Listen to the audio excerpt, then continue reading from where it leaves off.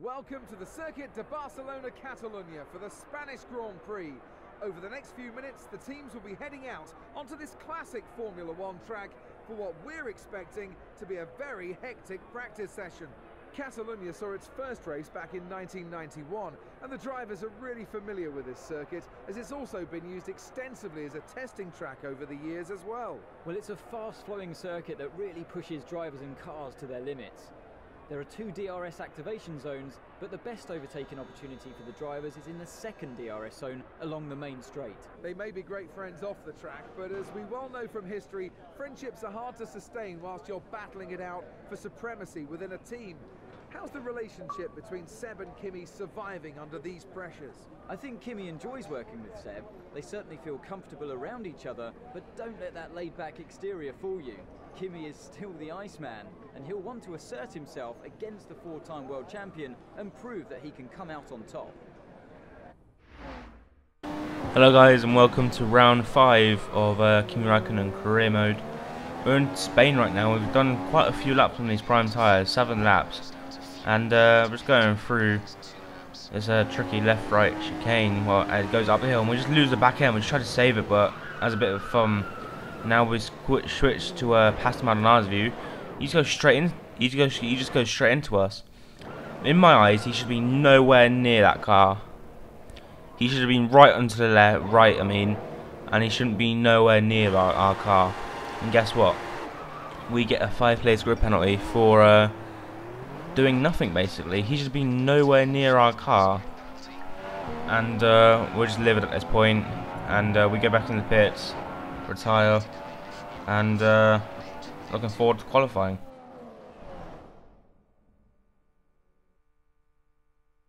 Here we are at the Circuit de Barcelona Catalunya for the start of today's qualifying session.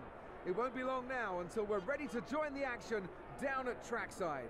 Spain is one of those tracks that can create unexpected results, so it's very difficult to know who might be strong here in today's qualifying. If you can put together an efficient package with a good compromise between downforce and straight line speed, you can catch the other teams out here, just like Pastor Maldonado did back in 2012. Ferrari have a good track record at this circuit, but my money is on Mercedes to have a strong qualifying session here today. As we're on our qualifying lap now, I'm not going to show all the qualifying laps, guys. It's just a bit boring to watch it. As we actually go purple with a 22.6, and that puts us on provisional pole. And I think we actually stay there, but It's Kimi RAIKKONEN on pole for tomorrow's race, after a fantastic lap time that has cemented his place in the top spot. He's really been able to connect all the dots on that lap. It was just inch perfect. What a performance. And will definitely be the drive to beat on Sunday.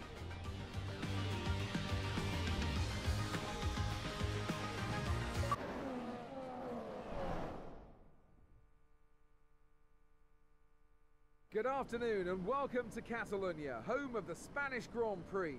The cars are on the grid and the crowd's excitement is building ahead of lights out.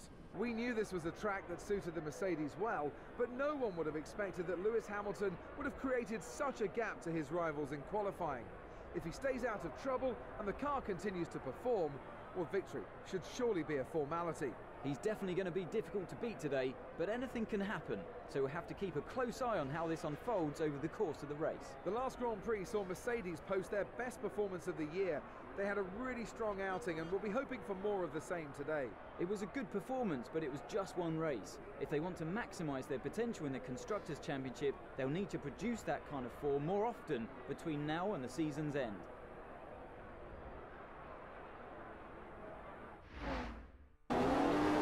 as we actually got a cinematic view of the start right now. We've had a bad start, always just wheel spin. And we're going for turn 1 now. There's 2 cars on the right, I think, and we're just going to dive bomb that Lotus there, as we actually get quite a good start, to be honest. We're going side by side with a Force India, and now we're just watching through the back markers. They're going to cause an incident. I think there's a thing at Maldonado and Bottas. I have to see a replay of that, whose fault was that, but I'm not sure. I need to see both replays of POVs, but as we're still in 6th now, I think we lost. I don't know where we started actually. Oh, I don't know whose fault was that actually. I think that was the Lotus's, because I think he just understeered into the actual, into Bottas's car. I'm not sure. Leave your thoughts in the comments, guys. I'm not sure. I can't really see in that angle, but thank God that wasn't me, as Sauber nearly ruined his race. And watching the Sauber on now, let's watch this on the Saubers. I think this is Felipe Nasr, as Bottas rejoins the track really dangerously. He just goes into the Nasr. But we're on lap 2 now, as Massa and Ricciardo going side by side. They're banging wheels, puff of smoke coming into our face. That was really cool to see. Luckily didn't make any contact, but we're with Massa now. Hopefully gonna make a challenge for a move in the coming corners, as we have 50 kilograms of fuel remaining, as Jeff said. As we're gonna try and go up the inside. We didn't even mean to make that move. He just left us enough space to actually make it. As Massa's now coming at us again. Is he gonna make a move down the inside? No, he isn't. He's still there as we run wide and get the track position, and we squeeze him out to the left. Now coming for this down little straight of DRS. No, DRS is not activated yet. But now Ricciardo's, I think it's saving fuel at the same time. I'm not really sure. But we're going to undercut him, do a little switchback, and now we're going side by side with Ricciardo. We had to lift there to avoid getting a penalty to hit into him. As now Massa with DRS is coming at Ricciardo. He thinks he's got the pass done. He has, so he's into 5th place. So Ricciardo is definitely struggling. As my teammate now, who's going very slow, and we're just drifting around that corner.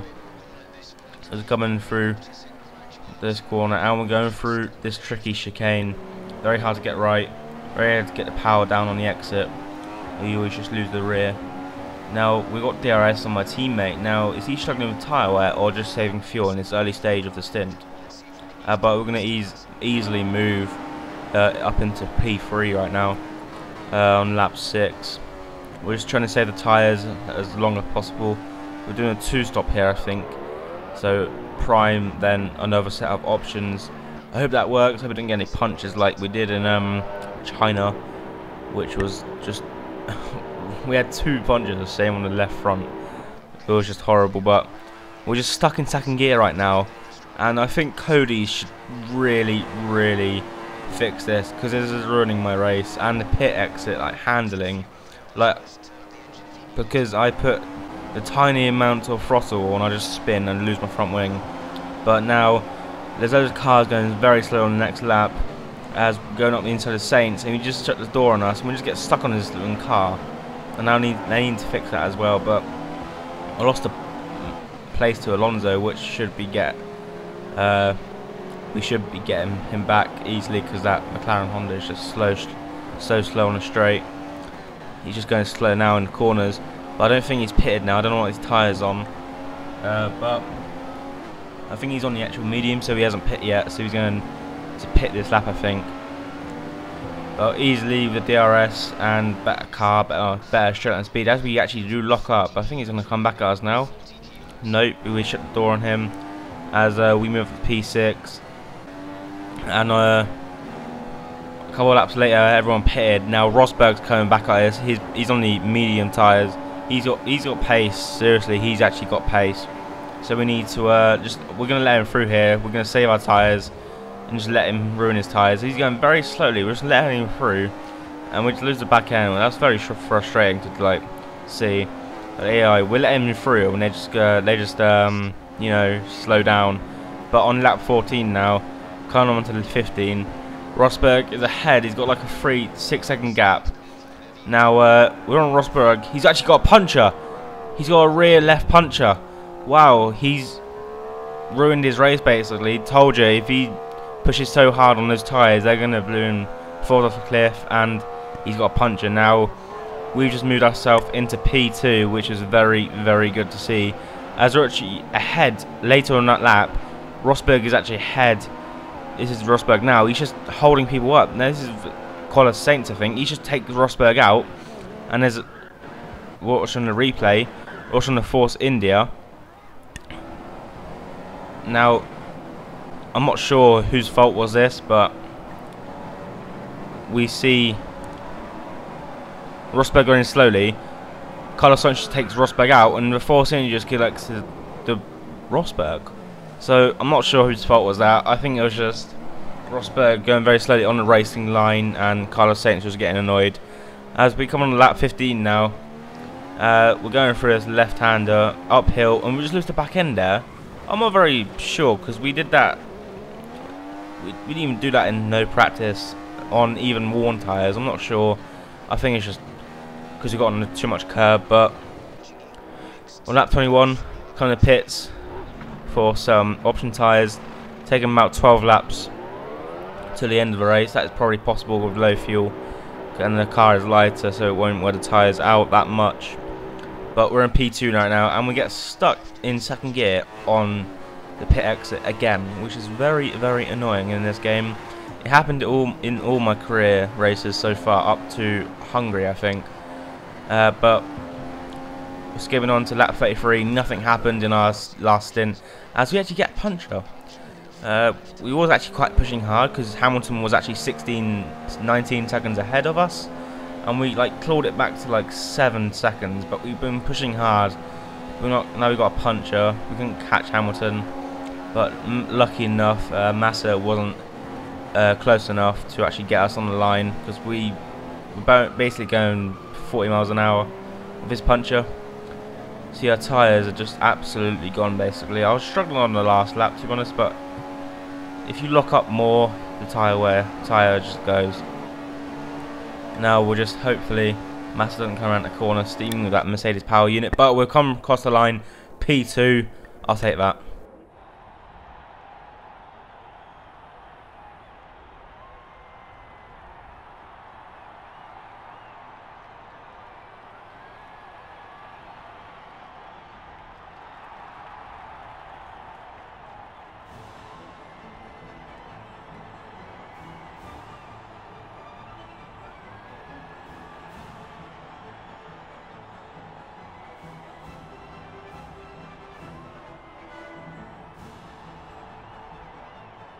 No one could compete with the Mercedes today, as they take home another race win. It's been a great day's racing, and it's fair to say that they deserved that win. Their strategy was spot on. After all that excitement, it's time for a lie down, I think. Thanks for joining us, and goodbye until the next race. So yeah, that has been the Spanish Grand Prix, guys. Lewis Hamilton won on 2-stop, which is probably better than mine pit strategy. As we said, Nico Rosberg actually in 13th, so not bad performance from him after that puncture. But so that, guys, we P2. We actually finished. We started on the grid from 11th, and we come on to P2. So not bad, not a bad race, guys. But if we didn't get that grid penalty, stupid past Maldonado coming into us, we could have actually got that win, because we actually started on pole. But nah. So please like, subscribe, and yeah, peace.